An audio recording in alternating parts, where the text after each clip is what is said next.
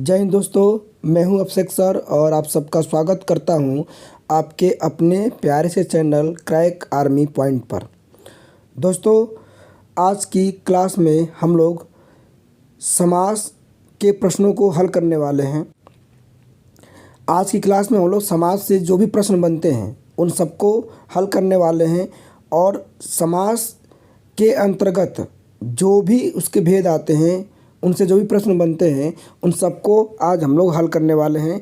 इसमें हमने कुल 50 प्रश्न लिए हैं, जिसमें से पार्ट 1 में हम लोग 25 प्रश्न को हल करेंगे और पार्ट 2 में हम लोग जो है 25 प्रश्नों को हल करेंगे। चलिए आज की क्लास को स्टार्ट करते हैं। आपका पहला प्रश्न है कि रातों रात में कौन सा समास है। रातों रात में कौन सा समास है? ऑप्शन ए है द्विगु समास, ऑप्शन बी है द्वंद्व समास, ऑप्शन सी है अव्ययी भाव समास और ऑप्शन डी है आपका बहुब्रीहि समास। तो इसका सही उत्तर हो जाएगा अव्ययी भाव समास। आपको बता दें कि जहाँ पर एक ही शब्द दो बार आता है, जहाँ पर एक ही शब्द दो बार आता है वहाँ पर अव्ययी भाव समास होता है।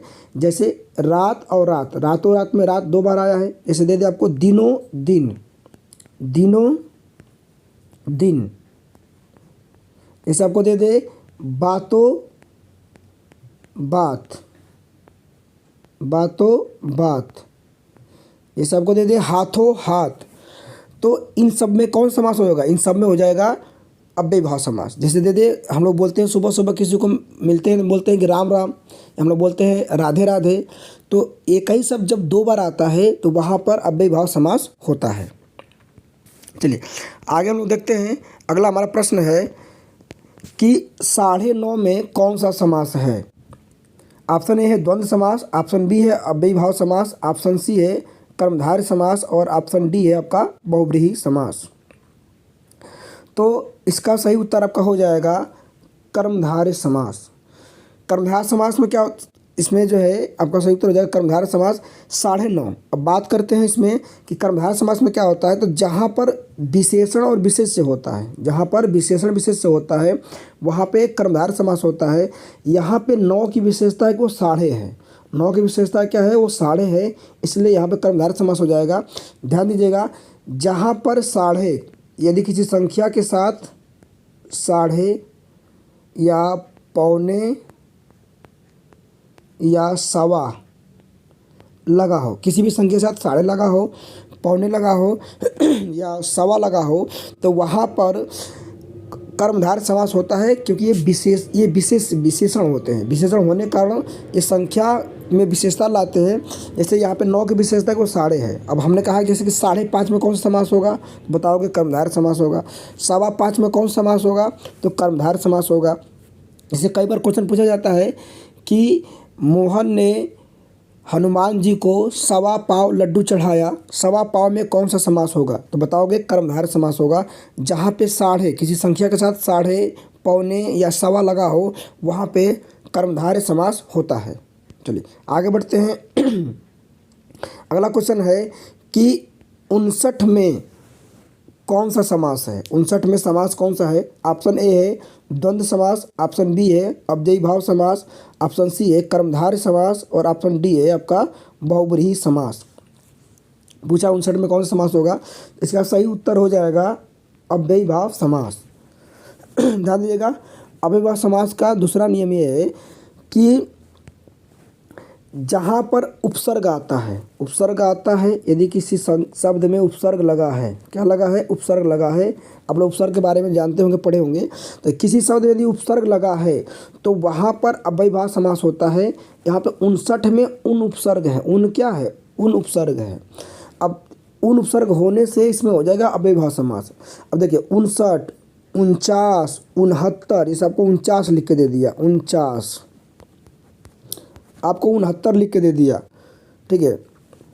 आपको 29 लिख के दे दिया, आपको 19 लिख के दे दिया। तो इन सब में कौन सा समास हो जाएगा? इन सब में आपका हो जाएगा अव्ययी भाव समास। अब कई बार लोग आपको बताए होंगे या पढ़े होंगे कि जहाँ पे संख्या दिखाई देती है वहाँ पे द्विगु समास होता है, लेकिन ऐसा नहीं है। संख्याओं के बहुत ऐसे अपवादित प्रश्न हैं जो अलग अलग समासों में आता है। जैसे कि 59 आपका भी है, इसलिए अव्ययी भाव समास होगा। तो जिस संख्या में भी अगर उन प्रत्यय उन उपसर्ग लगा होगा तो वो सब क्या हो जाएगा, वो आपका हो जाएगा अव्ययभाव समास। ठीक है, चलिए अगला क्वेश्चन है कि निम्न में किस समास का उत्तर पद प्रधान नहीं होता है। आपका ऑप्शन ए है अव्ययभाव समास, आपका ऑप्शन बी है तत्पुरुष समास, आपका ऑप्शन सी है कर्मधारय समास और आपका ऑप्शन डी है द्विगु समास। तो इसका सही उत्तर हो जाएगा आपका अव्ययभाव समास। अव्ययभाव समास का पूर्व पद, इसका जो होता है पूर्व पद प्रधान होता है, पूर्व पद प्रधान होता है किसका, अव्ययभाव समास का। बाकी इन तीनों का जो होता है उत्तर पद प्रधान होता है। इन तीनों का उत्तर पद क्या होता है, उत्तर पद प्रधान होता है, उत्तर पद प्रधान होता है। इसलिए इन तीनों में उत्तर पद प्रधान होगा, जबकि अव्ययभाव में पूर्व पद प्रधान होगा। तो सही उत्तर आपका हो जाएगा अव्ययभाव समास।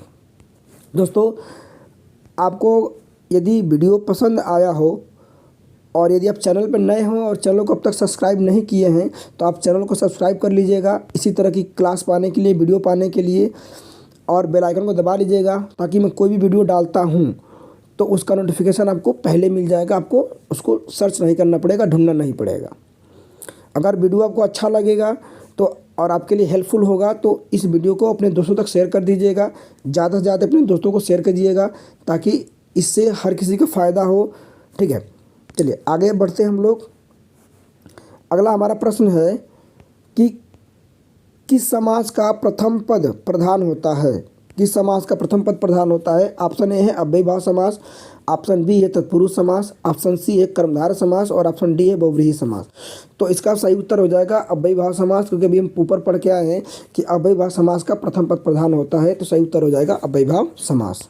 अगला क्वेश्चन आपका है कि रामाश्रित में कौन सा समास है। ऑप्शन ए है अव्ययभाव समास, ऑप्शन बी है कर्मधारय समास, ऑप्शन सी है तत्पुरुष समास और ऑप्शन डी है आपका द्वंद्व समास।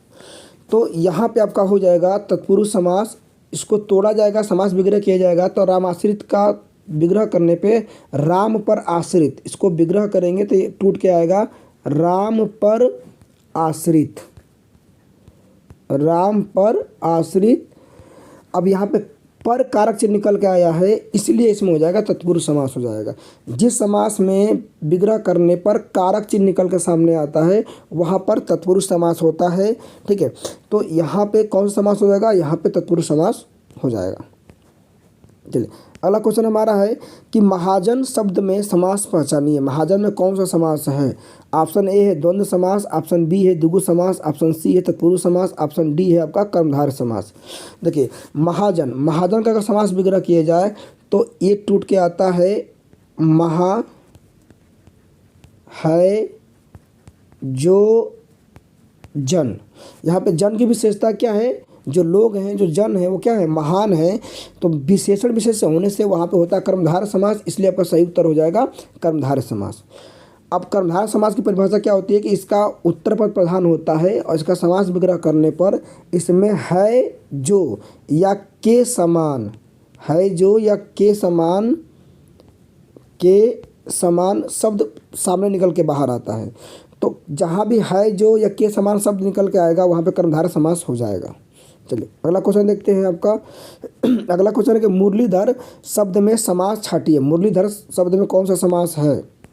ठीक है, ऑप्शन ए है अव्ययभाव समास, ऑप्शन बी है तत्पुरुष समास, ऑप्शन सी है बहुव्रीहि समास और ऑप्शन डी है आपका कर्मधारय समास। मुरलीधर, मुरलीधर में सही आपका उत्तर इसका हो जाएगा बहुव्रीहि समास, क्योंकि मुरलीधर जो होता है वो कृष्ण का, कृष्ण जी का क्या होता है, वो कृष्ण जी का पर्यायवाची होता है। ये उनका क्या है, पर्यायवाची है। ठीक है, कृष्ण का मुरलीधर का मतलब मुरली को धारण करने वाला अर्थात कृष्ण। तो जहाँ पर भी किसी शब्द का क्या आता है, जहाँ पे किसी शब्द का पर्यायवाची शब्द आता है या जितने भी हमारे पर्यायवाची शब्द होते हैं सब बहुव्रीहि समास के उदाहरण होते हैं। जैसे आपका दशानन हो गया, लंबोदर हो गया, आपका जैसे कमल का पर्यायवाची पंकज होता है, जलज होता है। तो जो भी हमारे पर्यायवाची शब्द होते हैं सब के सब बहुव्रीहि समास होते हैं। आपको बता दूं कि अगर आप इस वीडियो को देख रहे हैं और आप इसको अगर अंत तक देख लेते हैं दोनों पार्ट को, तो आपको विश्वास दिलाता हूँ कि जितना आप क्लास में चीज़ों को सीखते हैं उससे कहीं ज़्यादा आप इसमें टेस्ट लगाने में आप इस चीज़ों को सीख पाएंगे और समास को जान पाएंगे कि समास को कैसे पहचाना जाता है। क्योंकि केवल मैं आपको यहाँ पर हल नहीं करा रहा हूँ क्वेश्चन आंसर, आपको उसको पहचानने का तरीका भी आपको मैं बता रहा हूँ। चलिए आगे बात करते हैं कि घुड़सवार में कौन सा समास है। ठीक है, ऑप्शन ए है द्वंद्व समास, ऑप्शन बी है तत्पुरुष समास, ऑप्शन सी है अव्ययभाव समास और ऑप्शन डी है आपका बहुव्रीहि समास। तो घुड़सवार में आपका सही उत्तर हो जाएगा तत्पुरुष समास, क्योंकि इसको विग्रह किया जाएगा, समास विग्रह। तो आएगा घुड़ पर सवार, यानी घोड़े पर सवार। घुड़सवार का मतलब होता है घोड़े पर सवार। अब जो भी घोड़े की सवारी करता है, घोड़े पर सवार होता है, वहाँ पे आ जाता है क्या, उसको बोला जाता है घुड़सवार। तो यहाँ पे पर कारक से निकल के आने से यहाँ पे आपका हो जाएगा तत्पुरुष समास। अब कभी कभी तत्पुरुष समास का भेद पूछ लेता है, तो ध्यान दीजिएगा, यदि आप कारक पढ़े होंगे तो ही पहचान पाएंगे। पर किस में आता है, पर जो आपका आता है अधिकरण कारक चिन्ह है। पर कौन सा चिन्ह है, तो ये अधिकरण कारक चिन्ह होता है, में पे पर। तो पर आने से इसमें हो जाएगा अधिकरण तत्पुरुष समास। अगर भेद पूछ लेता कि घुड़सवार में तत्पुरुष का कौन सा भेद है, तब आप बताते कि इसमें अधिकरण तत्पुरुष समास है। चलिए आगे बात करते हैं कि बेकाम शब्द में समास पहचानिए। ऑप्शन ए है कर्मधारय समास, ऑप्शन बी है अव्ययभाव समास, ऑप्शन सी है द्विगु समास और ऑप्शन डी है बहुव्रीहि समास। तो आपको बता दें कि बेकाम में उपसर्ग लगा है, और अभी मैं ऊपर बता दें कि जहाँ पर भी उपसर्ग लगा होता है वहाँ पे अव्ययभाव समास होता है। तो हमारा सही उत्तर हो जाएगा अव्ययभाव समास, क्योंकि बे हमारा इसमें क्या है, उपसर्ग है, और काम हमारा क्या है, मूल शब्द है। तो बेकाम, बे उपसर्ग होने के कारण इसमें हमारा हो जाएगा, जैसे कि बेकाम हो गया, बेकार हो गया। ठीक है, तो बे उपसर्ग होने से इसमें हो जाएगा अव्ययभाव समास, क्योंकि अव्ययभाव समास में उपसर्ग आता है। ठीक है, चलिए आगे बात करते हैं कि राम श्याम में कौन सा समास है। ऑप्शन ए है कर्मधारय समास, ऑप्शन बी है बहुव्रीहि समास, ऑप्शन सी है द्विगु समास और ऑप्शन डी है आपका द्वंद्व समास। तो बता दें कि जहाँ पर दोनों पद प्रधान होते हैं वहाँ पे आपका होता है द्वंद्व समास, इसलिए सही उत्तर हो जाएगा द्वंद्व समास, क्योंकि राम भी प्रधान है और श्याम भी प्रधान है, तो यहाँ पर हो जाएगा द्वंद्व समास।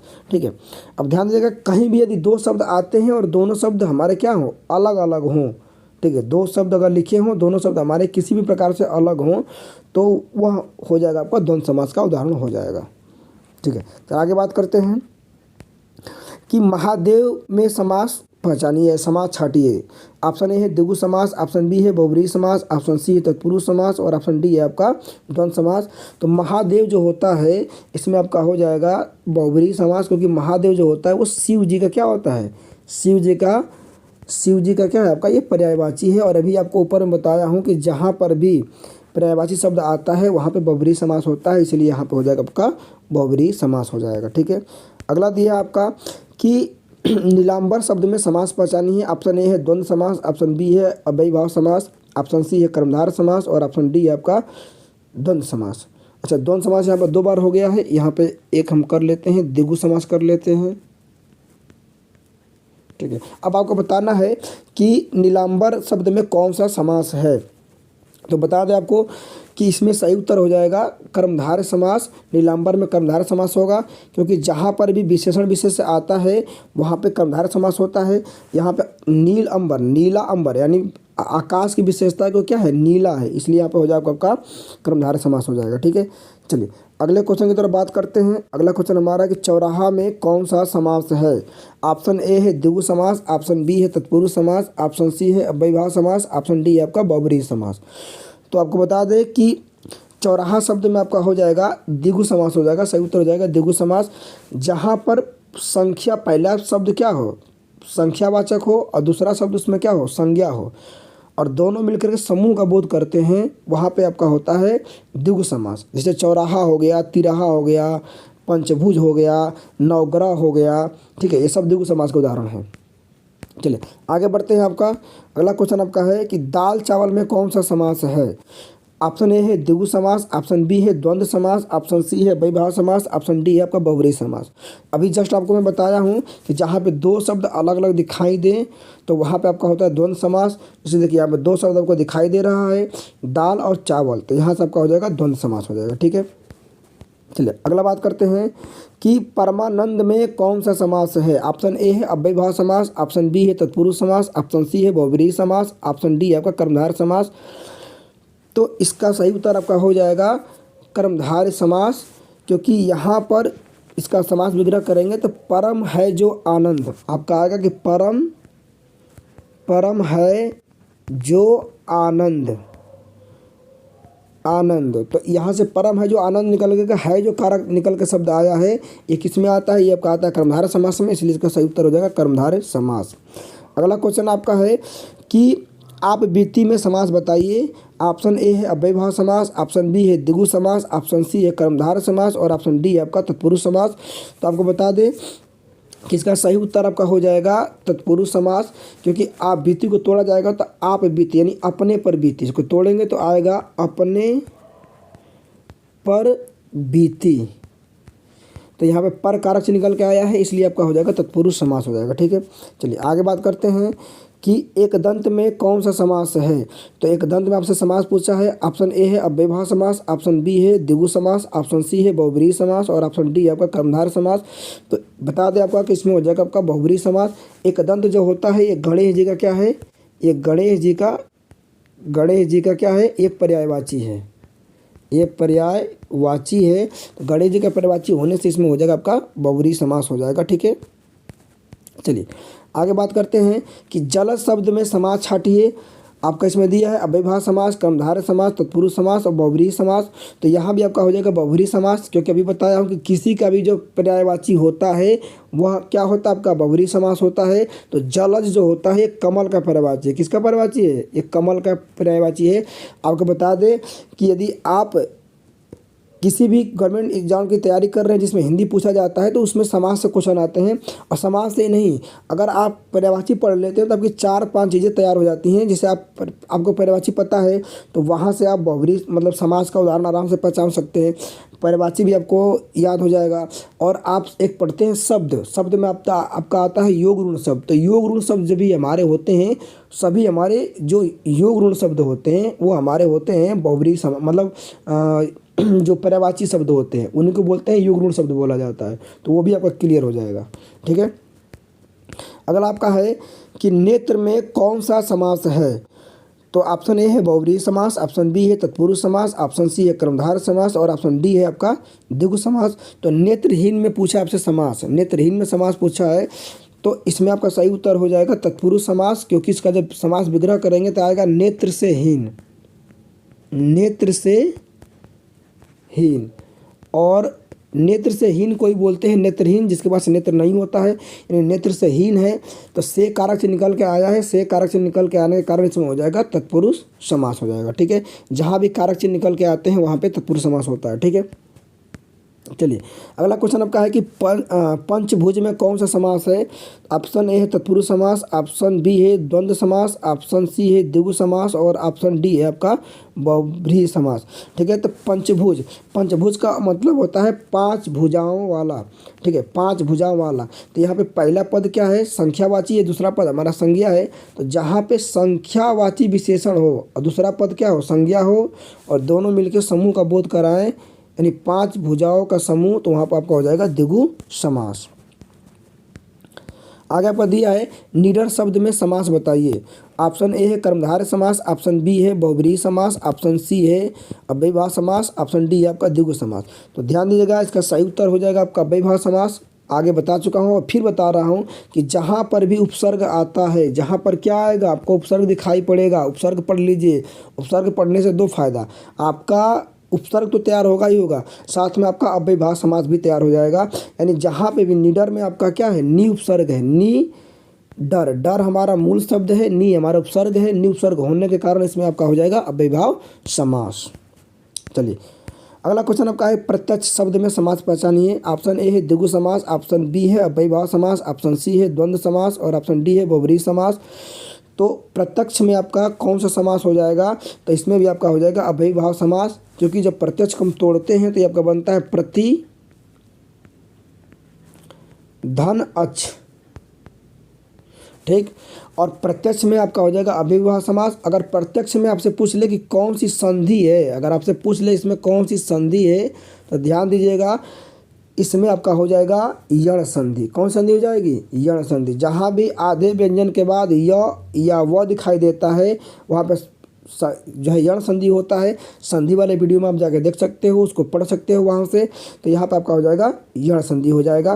तो यानी प्रत्यक्ष में यण संधि है और समास कौन सा हो जाएगा? अव्ययभाव समास है। इसमें कौन सा उपसर्ग है? तो इसमें प्रति उपसर्ग है। ठीक है, चलिए एक साथ आपकी कई चीज़ें तैयार हो रही हैं। चलिए आगे बात करते हैं हम लोग। आमरण। आमरण में समास बताना है। ऑप्शन ए है अव्ययभाव समास, ऑप्शन बी है तत्पुरुष समास, ऑप्शन सी है कर्मधारय समास और ऑप्शन डी है आपका द्विगु समास। तो यहाँ भी आपका क्या आया है? आ आपका क्या है? उपसर्ग है। और उपसर्ग होने से कौन समास हो जाएगा? अव्ययभाव समास हो जाएगा। ठीक है, और लास्ट क्वेश्चन है इस सेशन का कि नील गगन में समास बताइए। नील गगन में समास बताना है। तो ऑप्शन ए है तत्पुरुष समास, ऑप्शन बी है द्विगु समास, ऑप्शन सी है कर्मधारय समास और ऑप्शन डी है आपका बहुब्रीहि समास। तो नील गगन, गगन की विशेषता है कि नीला है, यानी विशेषण विशेष होने के कारण इसमें हो जाएगा आपका कर्मधारय समास। तो दोस्तों आज की क्लास को यहीं समाप्त करते हैं। मिलते हैं अगले वीडियो में, यानी पार्ट 2 में। समास का जो पार्ट 2 वाला होगा उसमें शेष 25 क्वेश्चन हम लोग पढ़ेंगे। और इन 50 क्वेश्चनों को पढ़ने के बाद मैं आपको बिल्कुल विश्वास दिलाता हूं कि आपको समास से क्वेश्चन नहीं छूटेगा और पूरा कंसेप्ट आपका क्लियर हो जाएगा, समास को कैसे पहचानेंगे। यदि वीडियो आपको अच्छा लगा हो तो वीडियो को लाइक कीजिएगा, अपने दोस्तों तक इसको शेयर कीजिएगा। और यदि आप चैनल पर नए हैं तो चैनल को सब्सक्राइब कर लीजिएगा। तब तक मिलते हैं दोस्तों अगले वीडियो में, तब तक के लिए जय हिंद।